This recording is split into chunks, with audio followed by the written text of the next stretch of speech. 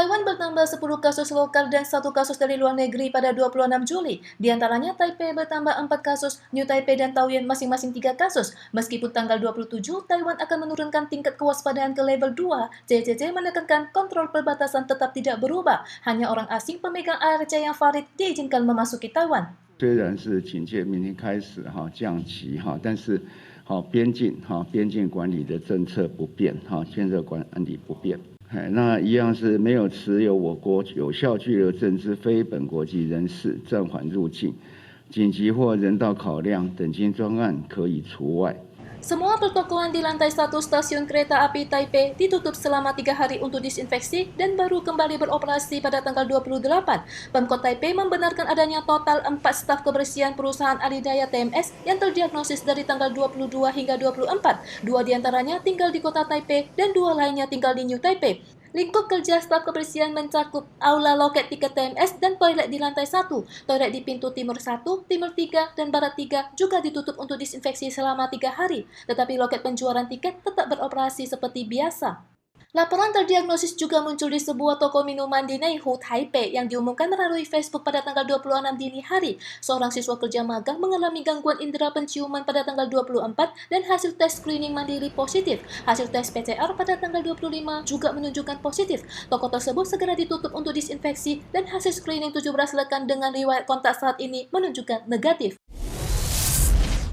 Administrasi Pengawal Pantai JKA menangkap 8 PMA ilegal asal Indonesia dan Myanmar di sebuah kapal di Laut Luar Hainan pada tanggal 19.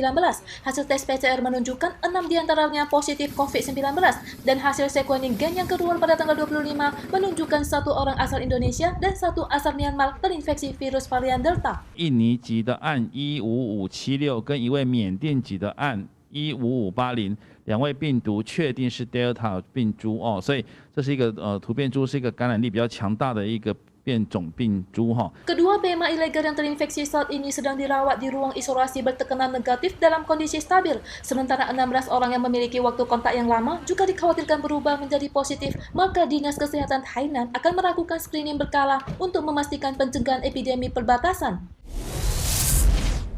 Komandan CCC Chen Shizhong mengumumkan pembukaan campur vaksin dalam waktu dekat, tetapi berhubung platform terkait belum selesai, maka jadwal pelaksanaan masih belum ditentukan. Hal yang bisa dipastikan adalah prioritas utama akan diberikan kepada kategori pertama hingga ketiga yang telah divaksinasi dosis pertama dengan vaksin AZ selama lebih dari 8 minggu.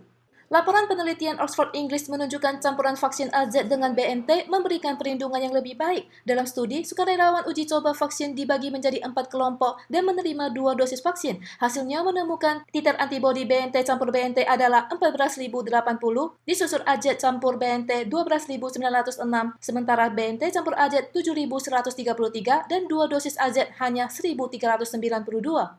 Namun, terdapat dokter yang berpendapat bahwa meskipun manfaat keseluruhan dari penggunaan campur vaksin lebih besar dari kerugiannya, tetapi demam, letih, dan ketidaknyamanan di tempat suntikan mungkin memburuk dan belum tentu cocok untuk semua orang, terutama lansia dalam kondisi fisik lemah masih perlu evaluasi yang lebih cermat.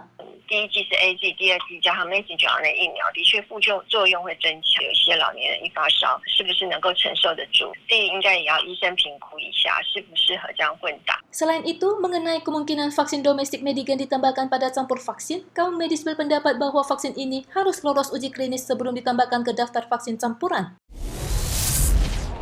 Malaysia telah mempercepat vaksinasi dan menerapkan penguncian ketat terhadap COVID-19 sejak Juni, tetapi serangan virus varian Delta belum mereda. Selama 13 hari berturut-turut hingga tanggal 25, jumlah kasus terdiagnosis yang baru melebihi 10.000 orang dan telah mencatat rekor tertinggi selama 3 hari berturut-turut.